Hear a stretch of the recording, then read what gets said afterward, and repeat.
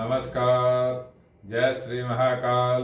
मैं पंडित शेष नारायणाचार्य आप सभी को आने वाले मोहिनी एकादशी का चर्चा करने जा रहा हूं, जो 8 मई को पड़ने वाला है।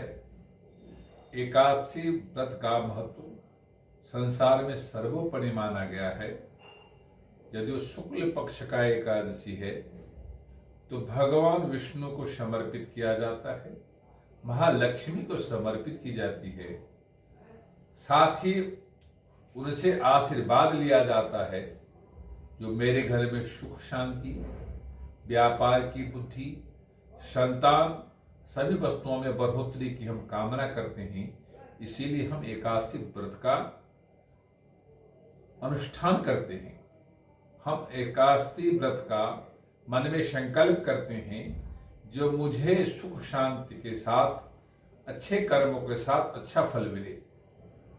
तो मोहिनी एकादशी व्रत वाले दिन यदि आप मन में सुबह सुबह संकल्प कर लेते, स्नान ध्यान करके, और संपूर्ण रूप से जल से अपने मन में संकल्प करते हुए और पीले आसन पे बैठ करके भगवान विष्णु और महालक्ष्मी, साथ में शालिग्राम और तुलसी, ये सभी वस्तुओं को एकत्रित करके विधि विधान के साथ भगवान विष्णु की पूजन अर्चन करते हुए, महालक्ष्मी के पूजन अर्चन करते हुए, शालिग्राम का पूजन अर्चन करते हुए, तुलसी दल का प्रयोग करते हुए, गंगा जल का प्रयोग करते हुए, सफेद तिल का प्रयोग करते हुए यदि आप पूजन विधान करते हैं तो आपको सर्वोत्तम फल दिखाई देता है।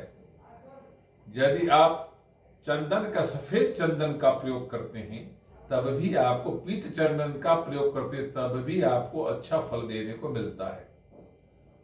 अब आप जब एकादशी व्रत का विधान करते हैं या मन में संकल्प करते हैं, अनुष्ठान करने की सोच बनाते हैं, तो मन में एक संकल्प करिए, जो मैं बिना जल का निर्जल एकादशी करूंगा या फलाहार के साथ एकादशी व्रत का विधान करूंगा, और मैं अपने देवताओं के प्रति इसको समर्पण करके, और मैं अपने परिवार और समाज सबको सुख समृद्धि की कामना करते हुए मैं भगवान विष्णु के चरणों में हाथ में तुलसी दल, हाथ में गंगा जल, हाथ में सफेद तिल रख करके विधि विधान के साथ शास्त्रोक्त, मंत्रोक्त और पुराणोक्त जो विषय वस्तु है उसको चर्चा करते हुए, मंत्र में सभी चीजों को जोड़ते हुए और भगवान विष्णु के चरणों में संकल्प अर्पित करते हुए पूजन विधान करते हैं, जहां घी का दीपक,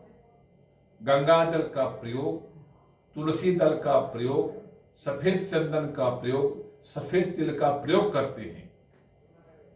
और उसमें जब आप दीप जलाते हैं उसमें आप सफेद तिल का प्रयोग करिए, और जब आप भगवान विष्णु के चरणों की पूजा करते हैं तो तुलसी दल पे आप चंदन लगाकर अर्पित करें और नमो भगवते वासुदेवाय नमः मंत्र का जाप करते हुए करें, तो आपको अच्छी फल दिखाई देना शुरू हो जाए। और सुबह से शाम तक आप व्रत करते हुए मन में शास्त्रोक्त, पुराणोक्त, वेदोक्त जो मंत्र होता है उसको जाप करें या सुने, तो उसका भी फल सर्वोत्तम दिखाई देता है। यदि किसी प्रकार से आपको नहीं आता हो और नहीं समझ आता हो तो आप भजन कीर्तन करें, नाम का जाप करें, तब भी आपको सर्वोत्तम फल मिलने वाला है। जब कभी भी मंत्रोक्त, शास्त्रोक्त जो मंत्र का जो आप यदि पाठ और पूजा करते हैं तो आखिरी में जल का ग्रहण भी करें या जमीन पे जल भी छोड़े, तो उसका आपका व्रत का पूरा फल आराम से मिलना शुरू हो जाता है।